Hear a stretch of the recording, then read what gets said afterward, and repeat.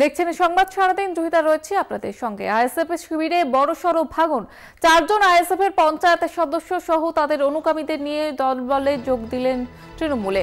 ভাঙড় 2 নম্বর ব্লকের চালতাপেরিয়া অঞ্চলের আইএসএফ এর 4 জন পঞ্চায়েত সদস্য এদিন ক্যানিং পূর্বের বিধায়ক শওকত মোল্লার হাত ধরে তৃণমূল কংগ্রেসে যোগদান করেন।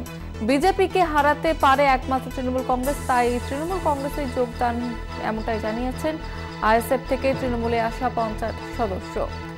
ভাঙড় 2 নম্বরে চালতাবেরিয়া এলাকায় ঘটনাটি ঘটে। শওকত মোল্লার হাত ধরে তৃণমূলে যোগদান কর্মসূচি। বিজেপিকে হারাতে পারে একমাত্র তৃণমূল, তাই এই যোগদান বলে জানিয়েছেন আইএসএফ থেকে তৃণমূলে আসা পঞ্চায়েত সদস্য। ভোট মিটতেই আইএসএফ শিবিরে বড় সড় ধাক্কা, অনুগামী সহ টিএমসিতে যোগ 4 আইএসএফ এর পঞ্চায়েত সদস্যের। বিষয়ের বিস্তারিতভাবে জানবো। টেলিফোন লাইনে রয়েছে প্রতিনিধি জাহাঙ্গীর হোসেন। জাহাঙ্গীর, কি জানা যাচ্ছে ঠিক? তোমাকে জানিয়ে দিই, ভাঙড় 2 নম্বর ব্লকের চালতাবাড়িয়া অঞ্চলে সেখানে আইএসএফ এর 4 জন পঞ্চায়েত সদস্য সহ তাদের যে অনুগামী ছিল তাদের সদল বলে ক্যানিংপুরের বিধায়ক শওকত মোল্লার হাত ধরে তৃণমূল কংগ্রেস যোগ দিলেন। মূলত পঞ্চায়েত নির্বাচনের সময় তারা তৃণমূলের মুখোমুখি লড়াই করে, কঠিন লড়াই করে তৃণমূলের থেকে ওই এলাকা থেকে জয়লাভ করে আইএসএফ শিবিরে।